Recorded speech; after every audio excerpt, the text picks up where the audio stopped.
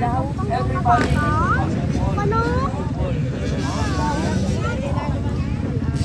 matanda, kabataan, parang isang mag-basketball.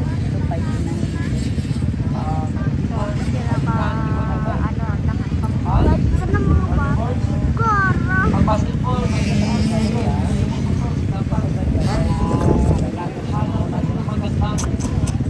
iba ang preparation na kailangan sa photo group.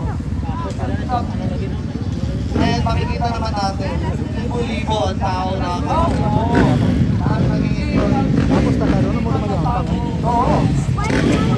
Ang photographs, not only the riders are having fun, but also the people watching, the people that are bringing in their families, mga anak nila, nagpipiknik sila, nanonood na karera, nag-enjoy. Ganyan na talagang family-oriented yung sports ito. So, I'm very happy that Mayor Steven,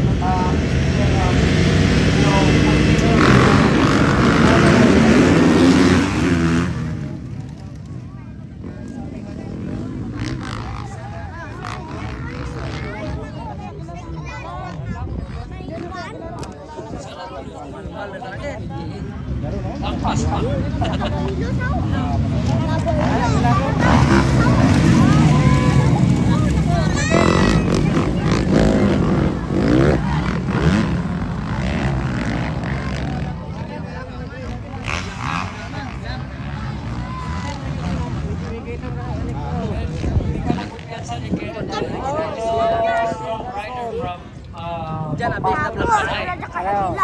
So tingnan natin kung nagagawa ng Panay versus Luzon.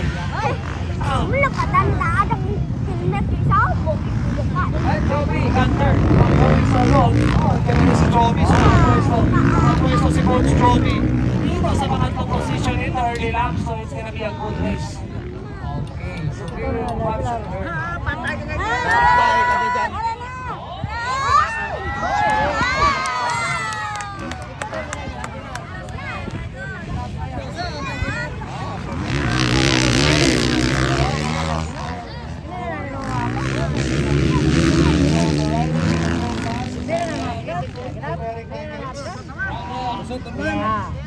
We're in for a treat.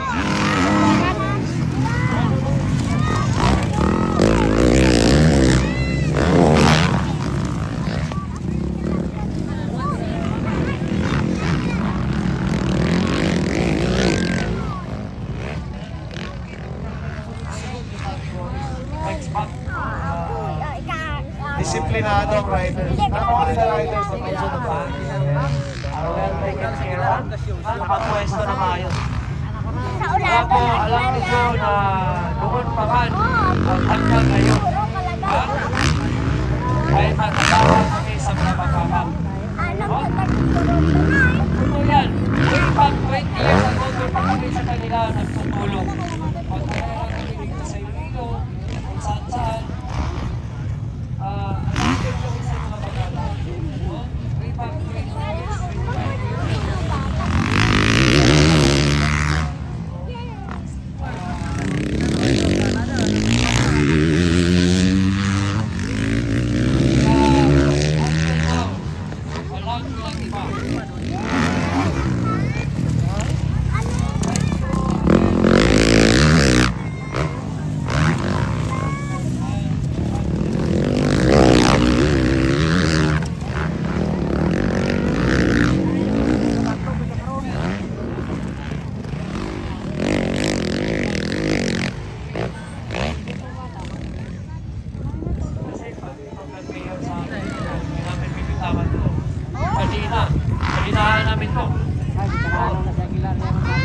Rame kain ko doon si Aguilar kag si Kara.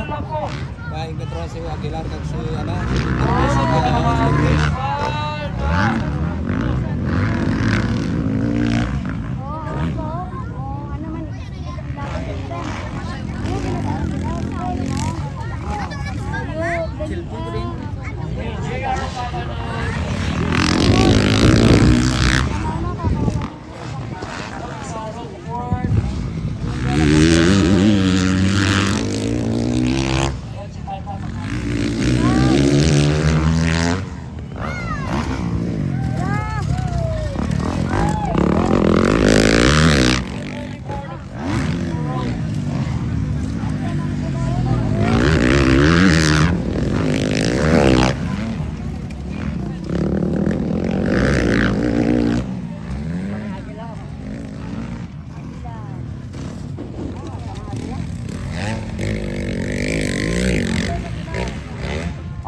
laps of racing.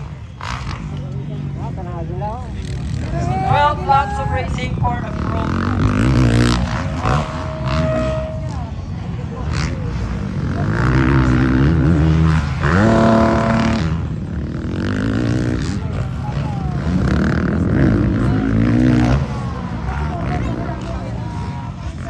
Okay, 12 laps of racing for the pro.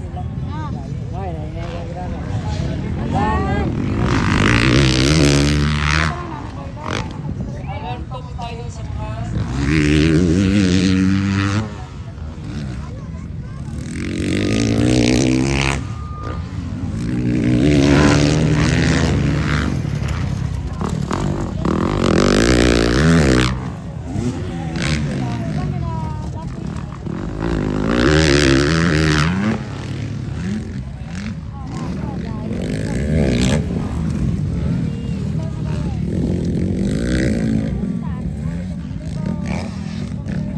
Okay, so hintayin muna natin, no? Pupunta si Mayor, mapag-iwan. Okay, attention, all Pasinaon. Attention sa mga taga-Pasig. We have a game schedule for basketball tonight. Naroon sa gabi, may schedule kita, duha ka game. Game 1, we have Pototan versus City Proper. 5:30 p.m. Alas 5:30 sa hapon. Pototan versus City Proper. Okay na, dali na. Game 7 p.m. Alas 7 sa gabi. We have Caroline versus Tipawan. City Arena of Pasig. Dali ah, Boylo. Boya na bila.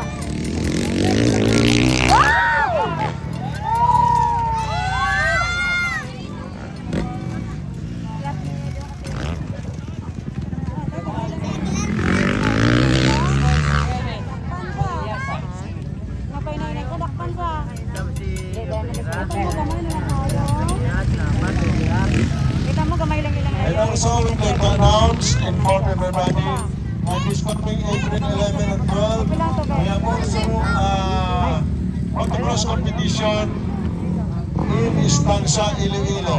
So, those who are willing, we need to come to Estancia, and we are all inviting riders from Panay MX to join the motocross competition in Estancia, Iloilo.